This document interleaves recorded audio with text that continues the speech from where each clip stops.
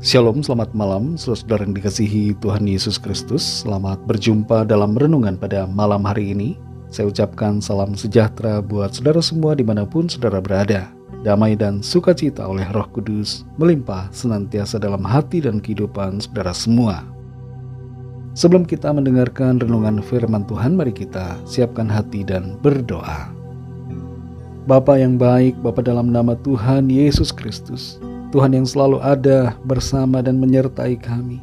Kami bersyukur untuk pimpinan Tuhan di sepanjang hari ini. Dari pagi hingga malam ini, kami dimampukan Tuhan untuk melakukan semua tugas tanggung jawab kami. Pada saat ini kami mau mendengarkan sabda firman-Mu. Jamahlah hati kami agar kami mengerti dan taat pada setiap kehendak-Mu. Dalam nama Tuhan Yesus kami berdoa. Haleluya. Amin. Saudara yang dikasihi Tuhan, ayat renungan kita pada saat ini terdapat dalam kitab Yosua pasal 17 ayat 17 sampai 18. Tertulis demikian. Lalu berkatalah Yosua kepada keturunan Yusuf, kepada suku Efraim dan suku Manasya, engkau ini bangsa yang banyak jumlahnya dan mempunyai kekuatan yang besar. Tidak hanya satu bagian undian ditentukan bagimu, tetapi pegunungan itu akan ditentukan bagimu juga. Dan karena tanah itu hutan, haruslah kamu membukanya. Kamu akan memilikinya sampai kepada ujung-ujungnya, sebab kamu akan menghalau orang Kanaan itu, sekalipun mereka mempunyai kereta besi, dan sekalipun mereka kuat.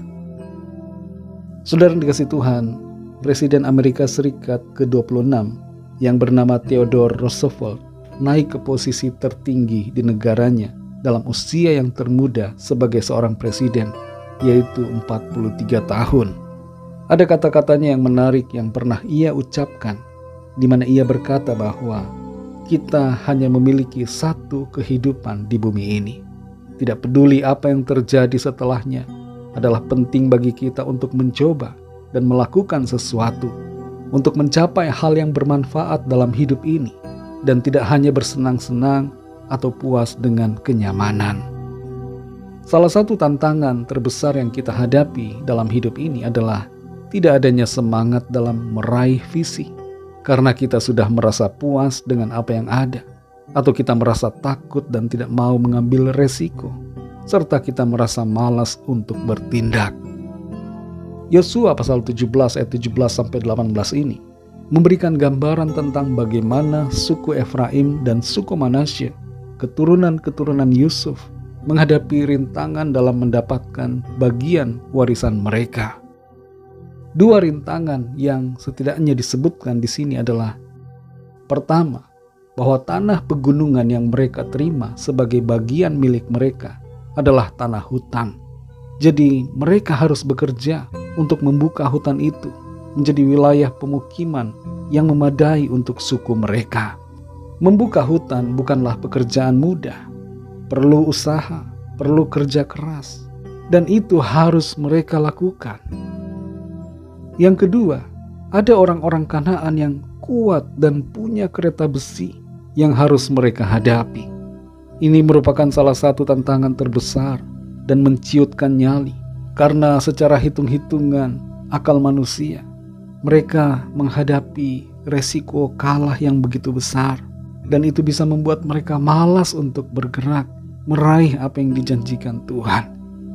Dalam situasi seperti itu, Yosua mengingatkan mereka untuk menyadari akan potensi diri mereka secara pribadi.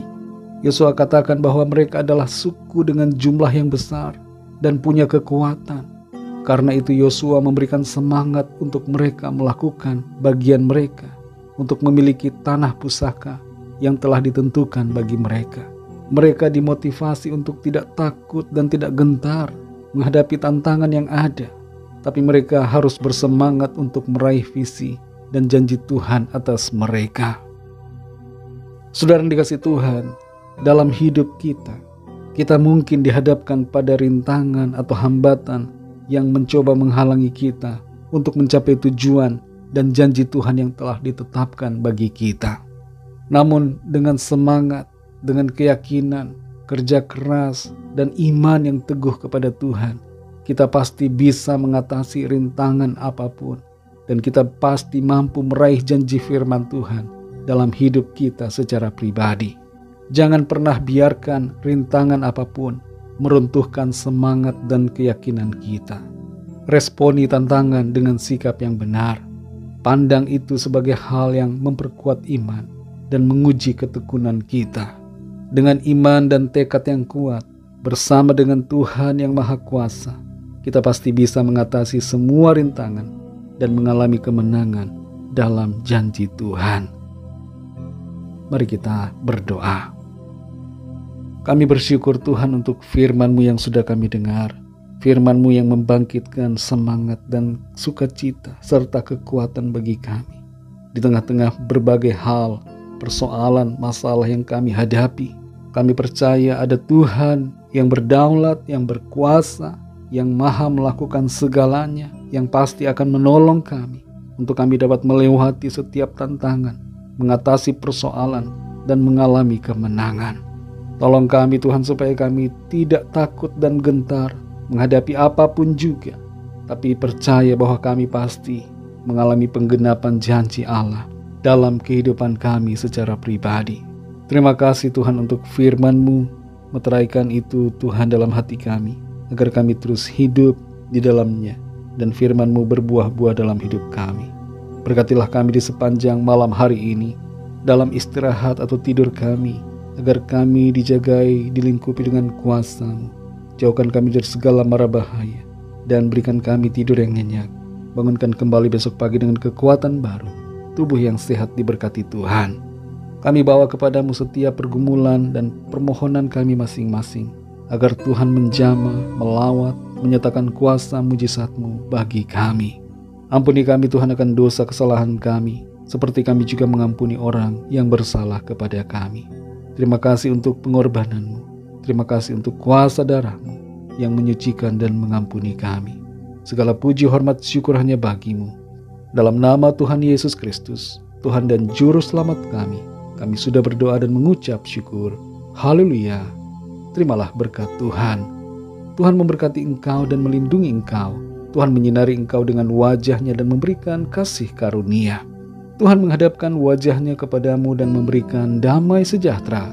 Berkat anugerah dari Bapa Surgawi, cinta kasih karunia dari Tuhan Yesus Kristus, dalam persekutuan dan penghiburan Roh Kudus, menyertai kita semua sekarang ini dan sampai selama-lamanya. Dalam berkat nama Tuhan Yesus Kristus, haleluya, amin. Puji Tuhan, saudara yang dikasihi Tuhan, saya percaya firman Tuhan menjadi berkat dan kekuatan buat saudara semua, dan Roh Kudus akan menolong saudara untuk lebih lagi memahami kebenaran firman Tuhan. Tuhan Yesus memberkati saudara semua. Sampai jumpa dalam renungan yang berikutnya. Haleluya.